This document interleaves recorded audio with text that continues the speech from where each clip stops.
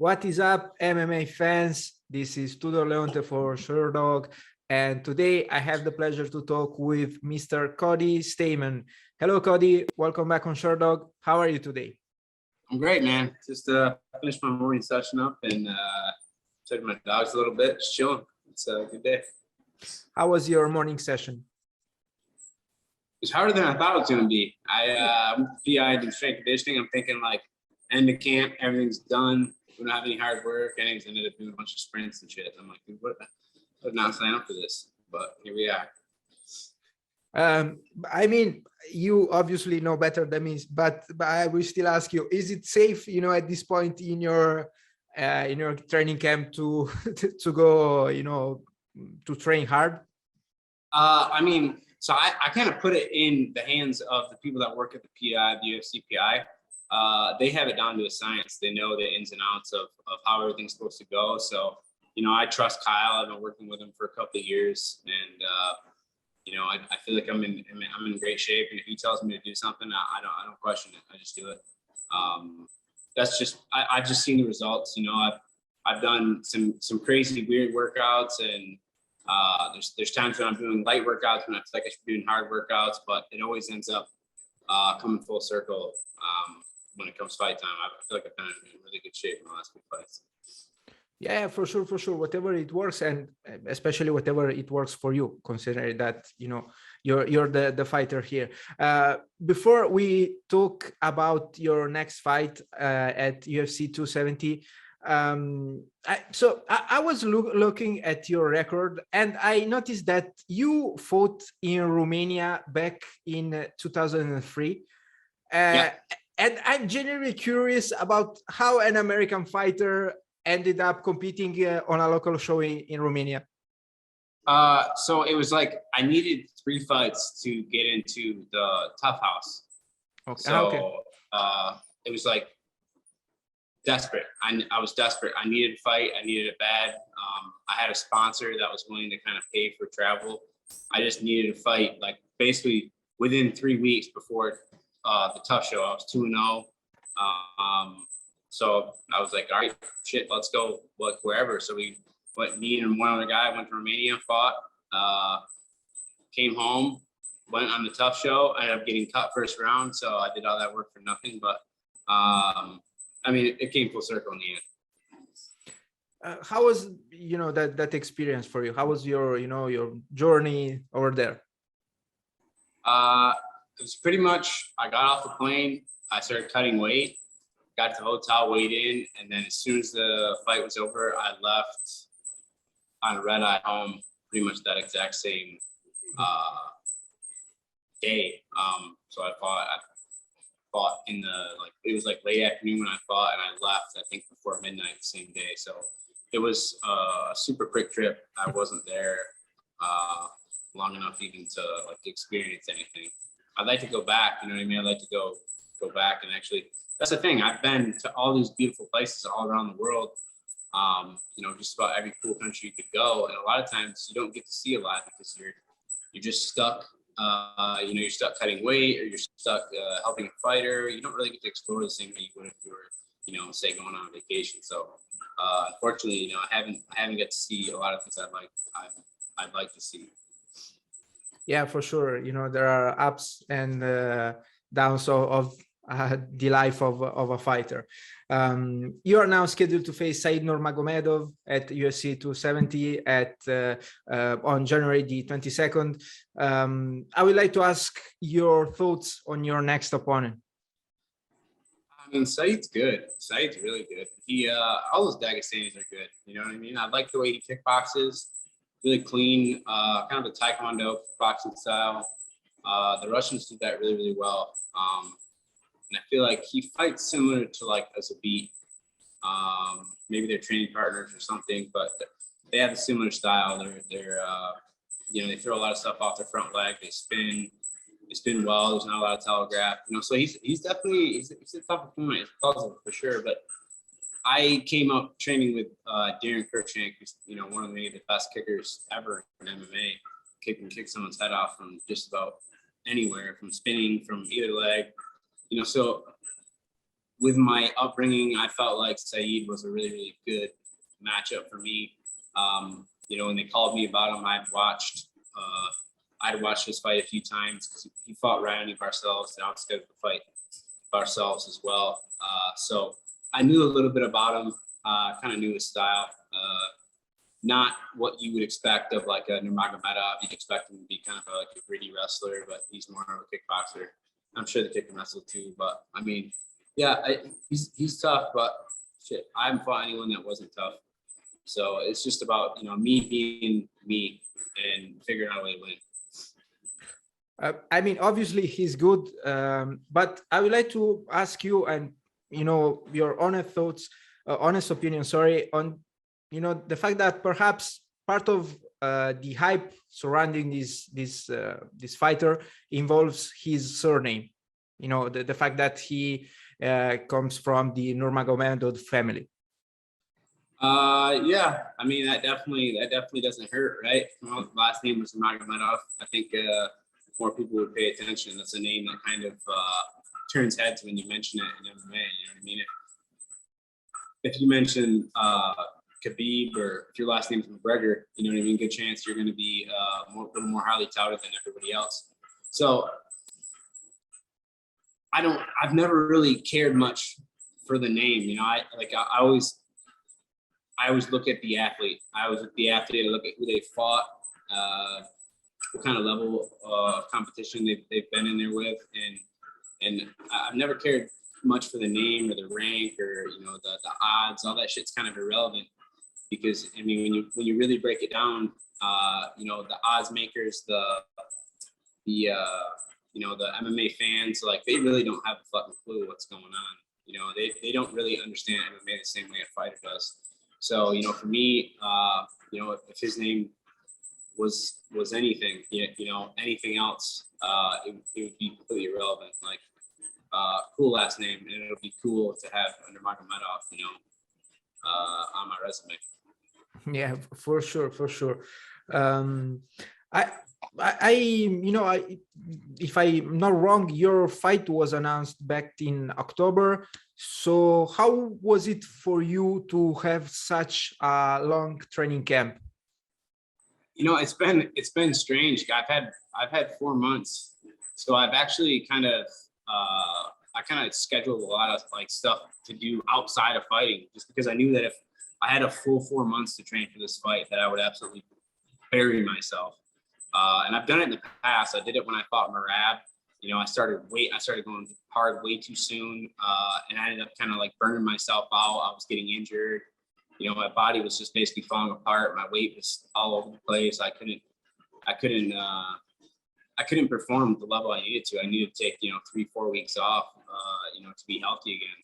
And, you know, I went in that fight really unhealthy. So this time around, I'm like, listen, I'm not going to make that same mistake again. I actually, like, went on a bunch of hunting trips and did a bunch of other stuff. Obviously, I still trained, but, you know, I was taking, you know, sometimes Friday, Saturday, Sunday, not training at all.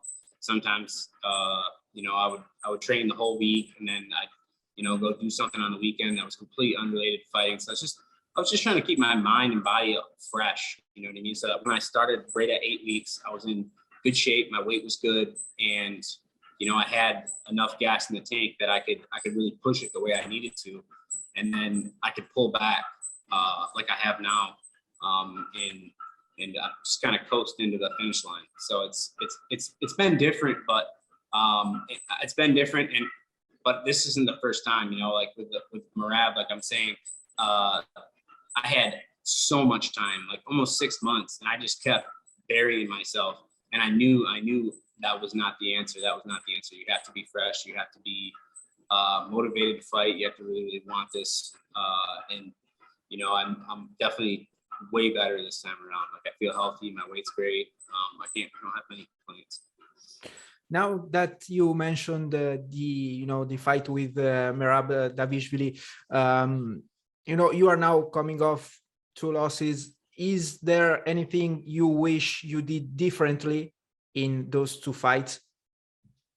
Well, I mean, the Jimmie Rivera fight, I mean, I just had no business being in there. I was, you know, I was a shell of a man. I lost my brother 2 months before that fight. I fought, I went home, dealt with all that stuff. I wasn't training. I was in Michigan. I didn't train. I didn't do anything. And when they called me, I was going to fight Frankie Edgar. That's just something you don't say no to. And then, you know, the names got switched up and I was fighting Jimmie Rivera. And I honestly did not want to do it. And then I was like, you know, I'm going to have to, I have like 3 or 4 days before I leave. So I was sparring every day, just trying to get, you know, some training in before I left. And I ended up tweaking my shoulder really bad. In hindsight, I should have just pulled out. I shouldn't have fought. You know what I mean? It was a terrible performance. I shouldn't have fought. And then with Merab, you know, it was just like one of those nights where nothing you planned on doing happened. I just fought terribly. You know, I fought terribly, flat-footed, and you know, if there's lessons from each, you know, Jimmie Rivera, it's like never go in the cage when you're prepared. With Merab, it's like it doesn't matter what your preparation is. You have to show up on fight night. You know, like these are 2 guys that I know in my heart that I'm capable of beating. You know, if I had one more, you know, 3-4 more minutes in the gas tank, I beat Jimmie Rivera. You know, if I fought with my game plan, I know I beat Merab. I just made poor decisions, and the results reflected that. And you know, moving into this one, you know, I've been patient. I haven't fought in a long time because, like I said, I don't want to keep repeating the same mistakes. If I really want to make it to the top of the bantamweight division, which is absolutely stacked, I have to do things right. I have to be healthy when I get in the cage. I have to be prepared. I have to do all the hard things that it's going to take to get to the top. And I can't make any more mistakes. You know what I mean? Like my mistakes, I've made them. I'm out of chances. I have to make this happen.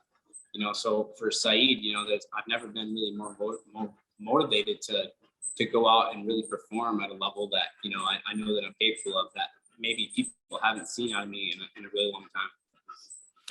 You moved up to featherweight for the Rivera fight and then went down to bantamweight again for Dvalishvili. Where do you feel more comfortable? Oh, if I was taller and I had longer arms, I'd fight at 45. I would never ever make this cut to 35. It's definitely it's a tough weight class for me. It takes months and months and months. You know, I think that's one of the reasons why the fight was scheduled so soon, is because, you know, Sean Shelby and my management know how long it takes me to get down to that weight class. I mean, we're talking about 3-4 months of a pretty strict diet to get down to, you know, right now I'm about 150 pounds. So, I mean, that's not easy to do. I mean, there's not a shred of anything access on my body right now. It takes a long time, and I have to be crazy disciplined. It's literally the hardest thing I've ever done is cutting to 135 pounds. But, you know, now that I live in Las Vegas and I lean on the PI and I lean on, you know, everyone else to kind of pair everything for me, it makes it significantly easier. And it's been easier since I've been here, but, you know, it's still, you know, cutting weight is hard and it sucks, and you miss out on a lot of like social opportunities because you can't go eat, you can't go do all these things. You literally, you know, everyone else is enjoying dinner and you're just sitting there like trying to have a good time, but you know, secretly just pissed off because they're eating good food and you're watching it happen. So I guess no holiday season for you this year. I didn't get to enjoy the holidays. I didn't even go home. I just knew that if I went home and I got comfortable at home, I would eat everything in sight, and I just knew that I couldn't do that. My family understands. They're coming out. They'll be at the fight, and then I'm going home afterwards. So I'll do the holidays a little late this year. Well, I guess you have a lot to catch up with. So I would like to ask just you know, a few more questions. Actually, I would like to hear a pick from you. It was recently announced that Aljamain Sterling will face Petr Yan at UFC 273. Hopefully, it will happen this time. Who's your favorite for this fight? So, I mean, actually, last night I watched the Petr Yan Corey Sandhagen fight, and like, honestly, I watched that fight, and I think that's like the pinnacle of MMA. You know, that's 2 guys that fight well from both stances, move their feet well. They both hit hard. They can both They can both grapple. They can do everything, and they do everything well as anyone in the sport. You know, in my eyes, Petr Yan is pound for pound the best MMA fighter in the world. You know, people will argue that. They'll say that it's John Jones, it's all these guys. But if you take Petr Yan, you put him in any other weight class, with being relatively the same size as anyone else, he absolutely destroys everyone. I believe that. I think he's the guy to beat. The best, one of the best, smartest fighters I've seen to date. So he's going to be tough to beat. I mean, Aljamain Sterling is exceptional grappler. He's very, very good. If he can take your back, you know, I've been there. If he can take your back, it's basically over. You know what I mean? I mean, he submitted Corey Sandhagen in 50 seconds or something like that. So, you know, Aljamain has that X factor. He really does. But the longer this fight goes, the more it favors Petr Yan. I really think it's going to be hard for Sterling to get those positions on Petr Yan. I don't think he has another way to win. I don't think he can knock him out. Peter's defense is really good. It's going to be hard for him to land that big shot.